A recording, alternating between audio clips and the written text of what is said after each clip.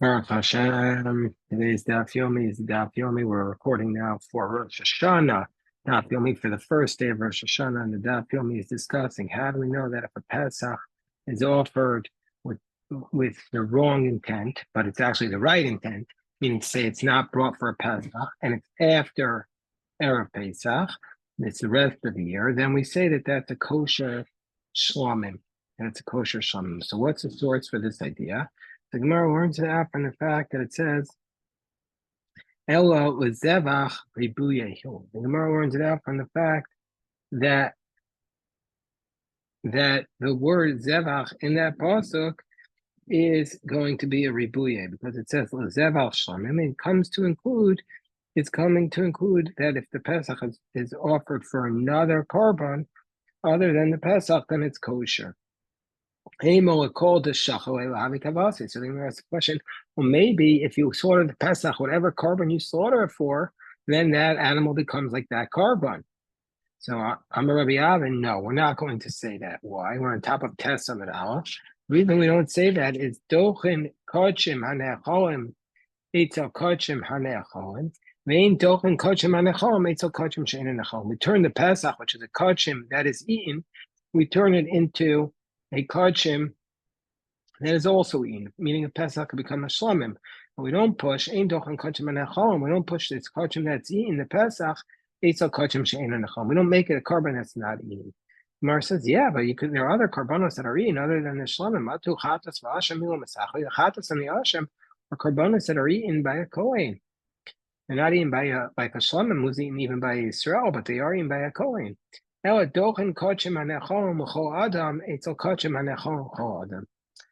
says the Gemara, we take the kachim that is eaten by everybody, even by Israel, and we cause it to become a different type of korban that's eaten by everybody, i.e. a shlamim. We don't take kachim that's eaten by Yisrael and push it into eitzel kachim she'ein nechol choladam and push it into the korban that's not eaten by everybody.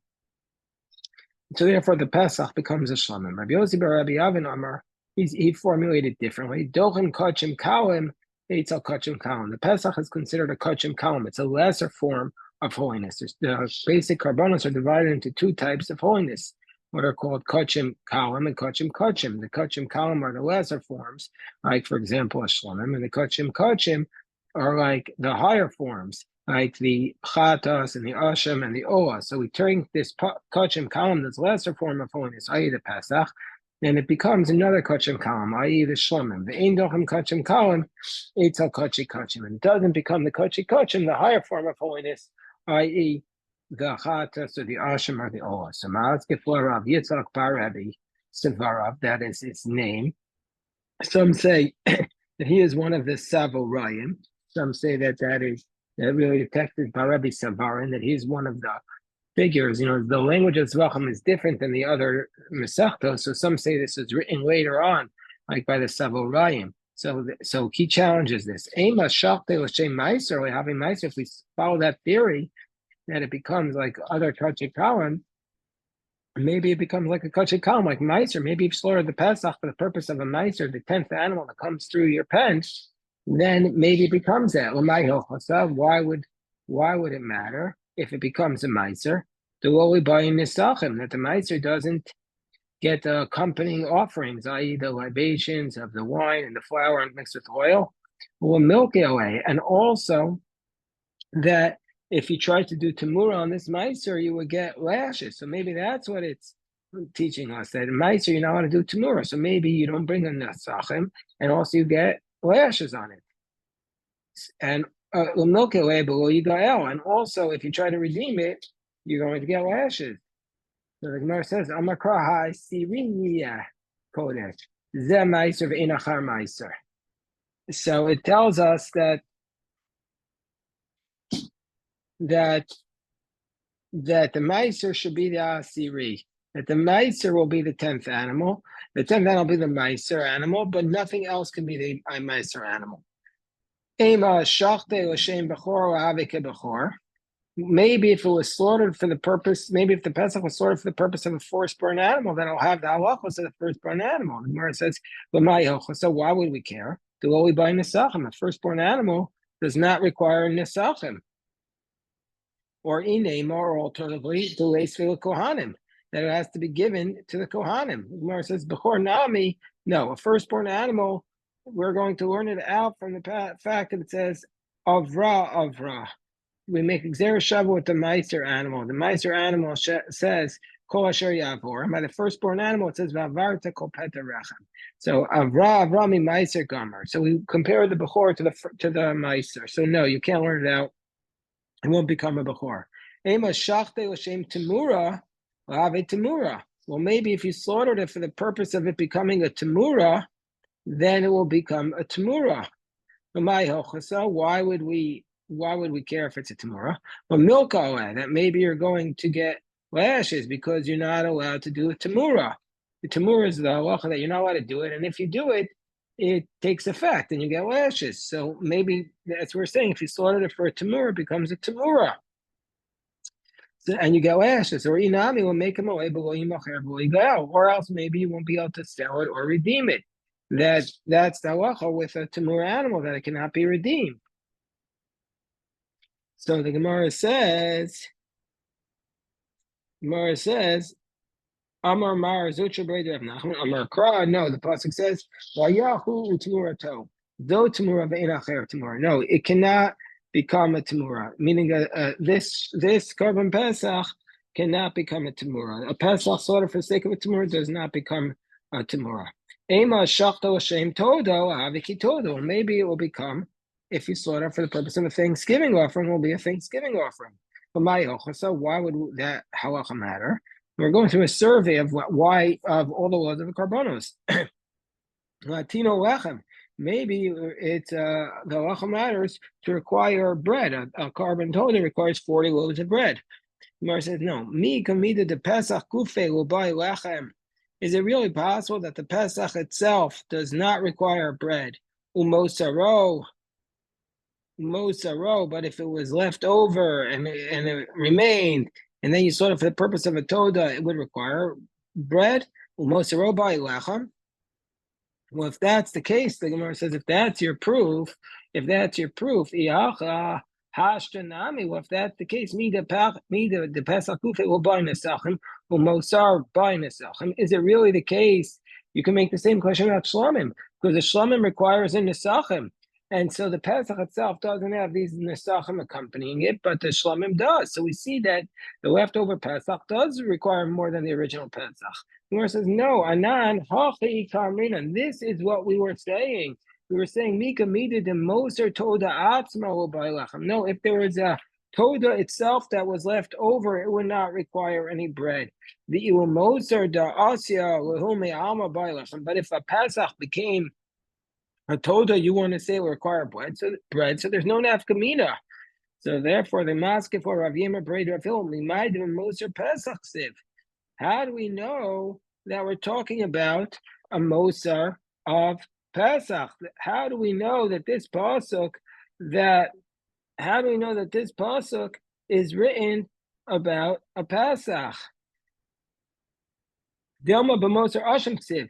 Maybe the pasuk is teaching us that a Moser Asham is treated as a shlamim. But how do you know that a Moser Pesach is in fact treated as a shlamim? That's the question. So the Gemara says, because that's teaching us on the assumption that when it says v'im zone in Vayikra, that refers to the Pesach, and the Pesach then requires the Nesachim. But how do you know that Pesach is talking about the Pesach? Maybe it's talking about the Moser Asham. Amar Rava, Amar Kra, v'im minatzon karbono is Zevach Shlamim. No, the pasuk says explicitly, if from the flock is his Zevach Shlamim, which means Davar Hashava B'Kol Hatzon. It's something that is Shava, is equal to all types of flock, meaning sheep and goats. And the Pesach, which can be brought from both sheep and goats, applies to that. But an Asham only comes from sheep, and so therefore it doesn't. So the Gemara says, which is also an unusual language in the Gemara, but it's here we have it in Zevachim. B'chol asar, in all places, at amris min lahotzi. Use the word min to say that it is exclusionary. It's excluding something. B'kan min larabos, and here you're saying that the word min is coming to include a Pesach. Amar Rav Mani hachinami min lahotzi. Also here the word min is excluding something, meaning to say, the lo asi ben shtei shanim, the lo asi ben nekeva. No, it's coming to exclude carbon pesach, which can come from an animal more than a year old, and also cannot come from a female. So minatzon, but not the entire flock. That has to only be from an animal that's male and less than a year old. Maske for Rav Chana Bagdata. So Rav Chana of Bagdata, who's maybe from Baghdad, that's what seems to be. He said he challenges. So mi me'atzi amris techiksiv hai b'motor pesach siv. Do you really say this pasuk the iminatzon is written by a residual pesach offering? V'amidachsiv im kasef im eis.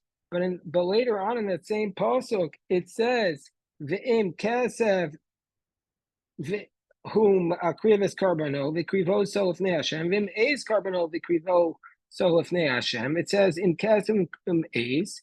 Because the lab of Moser Pesach, so that proves that it's not talking about Moser Pesach. It says if from a sheep or a goat. Because if the original pasuk referred to a carbon Pesach or residual Pesach, then it's redundant because we know that it could be brought from a sheep or a goat. So the Gemara says, no, Iminat zone can be referring to Pesach, and the later psukim im kasef is Kesev l'rabos is a Pesach aliyah. The word Kesev is coming to teach us that the tail of the carbon Pesach is brought up on the mizbeach. Kishomer im Kesev l'rabos Pesach she'ibra shenasa means to include a Pesach whose year has passed. So that if they have a Pesach who grew, an animal is designated as a Pesach, and now it's older than a year, you bring it as a shlomim. And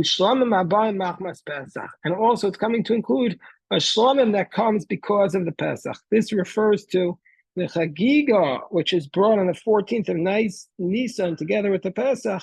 It's also treated as a shlomim. We'll call mitzvah shlomim. All of those things have the mitzvahs of shlomim. If the Pesach becomes more than a year old, and if the Pesach is if it's a shlomim accompanying Pesach, they have the law of a shlomim that they require in Nisachim. Sheitanu smicha u'nisachim u'tnufas chazav v'shom. They require writing the hands and libations and the waving of the chazan v'shom. Kishu omer im eis, when it says if it's a goat, hifsikanyan we made our eish in a te'una, and that to teach us that the goat you don't offer the tail of the goat.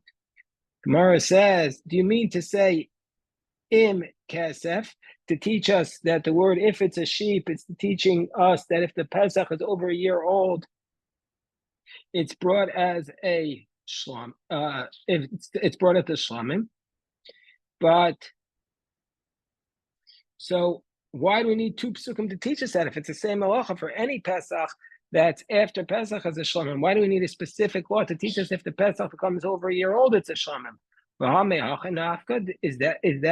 Is that where it's proved from? But didn't we prove it from Midavud Shmuel Nafka, the Amar Avud Shmuel, that didn't the father of Shmuel teach us? The Iminatzon Karbano is Zevach Shamim. If from the sheep its offering is for Zevach Shamim, Davar Habaminatzon Yel Zevach Shamim. Anything from the sheep or goats will be a Zevach Shamim and requires Nesachim. The Akati, Midrav Nachman Amar. Gemara says, but still, but you could say we were now from the teaching of Nachman, the name of Rav Barabua. How do you know that the Moser Pesach is brought as a shamim? Because it says, that you shall slaughter a Pesach for Hashem, a sheep and cattle. But doesn't the Pesach only come from the sheep and the goats? And when we come to a Moser Pesach, so why does it say for the cattle? So to teach us that the Moser Pesach, that the residual Pesach, that'll have the law of something that comes from sheep and cattle. What is that?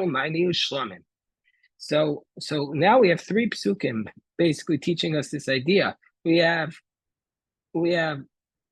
Zavalta Pesach Hashem Lokachat Sona Bakar, Biminatzon Karbano Zevach Shamim, and then Im Kesevo Im A. So Elatlosa Krok Stephen. So there are three psukim. Why do we need all three psukim to teach us this? On the top of Testament base.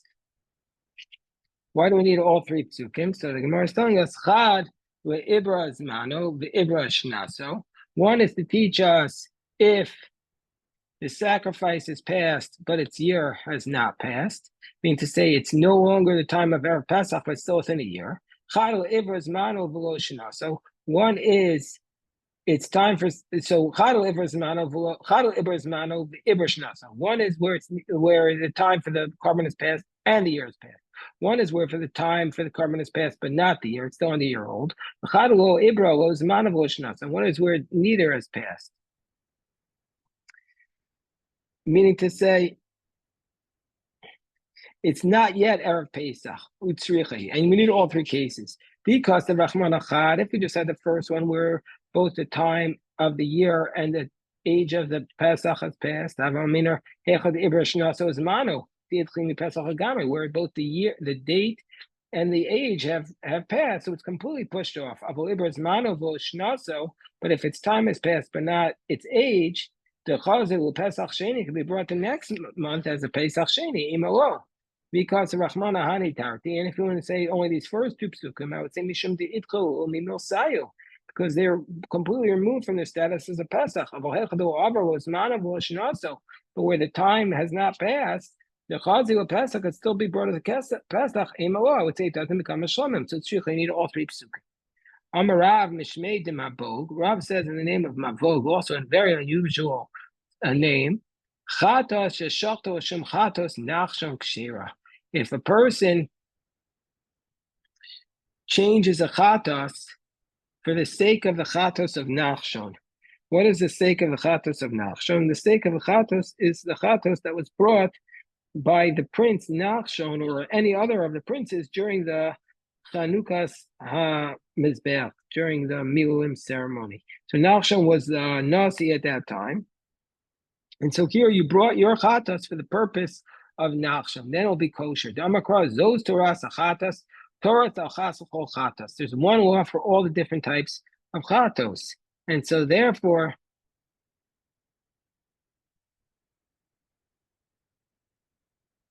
if you bring your chatas for the purpose of the chatas of Nachshon, which is more like an oah, because it wasn't for any aver, but was part of special dedication of Mishkan, you might have thought it's going to be invalid. So he's teaching us it's still called a chatas and it's not invalid. So the Gemara says, Torah achas chol chatas. Yosef Rav Kamer lo hashmaita. Rav repeated this teaching. Eisei Rav Misharashi lo Rava. Rabbi Shimon Omer. So he challenges, Kol menachos shenikmatzu shalosh mang ksheros. All the menachos that you did the kamitza, which is the picking up the flour, not for the right intent, are kosher. Va'ol ba'ol l'shem chova, and you fulfill their obligation. V'she'ena minchos menachos domas l'zvachim. But the menachos are not similar to zvachim. Shakol meitz machavat l'shem marcheshes. Because even if you have the wrong intent, you do a machavat, which is a flat pan for the purpose of a deep pan, your actions prove that it is a machavat and not a marcheshes. Your actions prove that it's for dry, even though you had the wrong intent. But by shchita, we don't say that because it's the same action, so it's all about the intent. So the Gemara says, it's because your actions prove it. But if it was be the same action, but even if your actions don't prove anything, we should still say that there's one law, meaning to say, even if the consistency doesn't demonstrate anything, it should still be completely valid.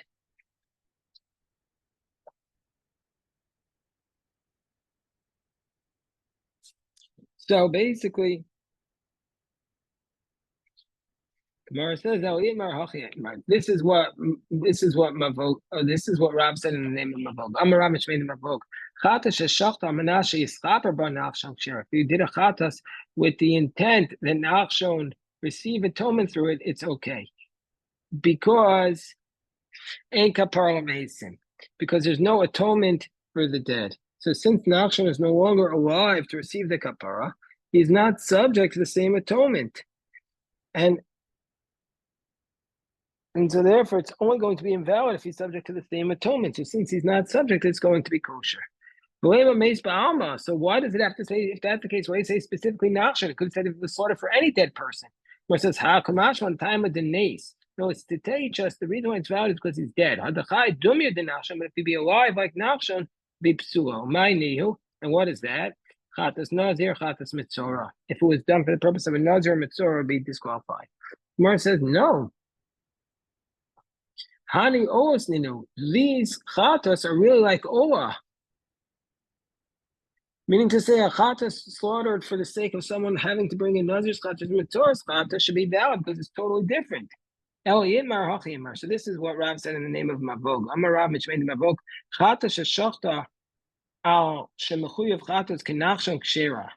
Chatas nachshon ohi. So it means just the opposite. If you slaughtered a chatas for the person who's obligated to bring a chatas like nachshon, is kshera, because that's really like an oah. It's not like a chatas. There are those who said, Amarav Mishmeid Mavog, Chatas Sheshachto Hashem, Chatas Nachshon is Psua. Why? Because Chatas Nachshon is an Oahi. Mar says, V'ema Chatas Nazir Chatas Mitzorah. Why doesn't he say Chatas Nazir Mitzorah? So Mar says, Iker Chatas Nachshon. It mentions the main concept of a Chatas. Amarav, so now we're going to basically do a summary of some of the halachos. So, Gemara says, Chatas, if you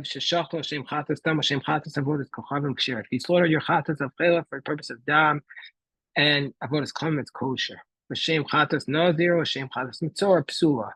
If you slaughter for the purpose of a nazir and a mitzorah, then it's going to be disqualified because hani os, those are os. By Rava chatas chaylev sheshachto l'shem chata.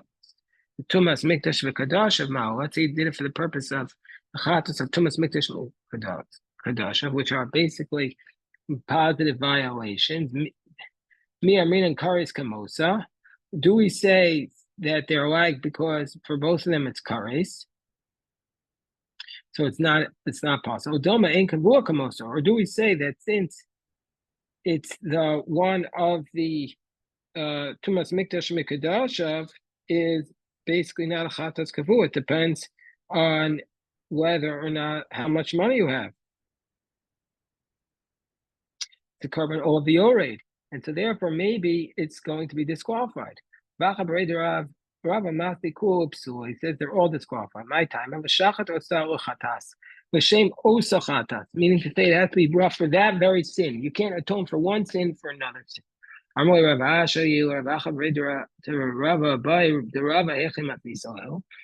to you, how do you teach the question of Rava? So I teach it about a shinoi ba'im. This is how we teach it. Once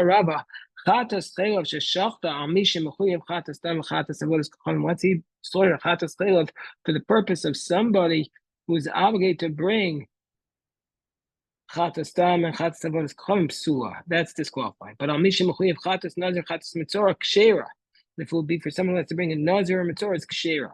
Ubayel hachi, because those are basically like an oah. Ubayel hachi, and therefore we asked about that. By Rava question. Chatas chaylev sheshachta al mishim mechuyev chatas the tumas mikdash v'kadash mahu. Mi amrin kares kamosa. Odoma ein kavua kamosa. Do we say that it's basically a chatas like it and therefore be disqualified because they're both kares, or do we say it's not like it because it's something that's oah v'yorei? Okay, that's today's daf. Actually, the daf for Rosh Hashanah, which we're recording now.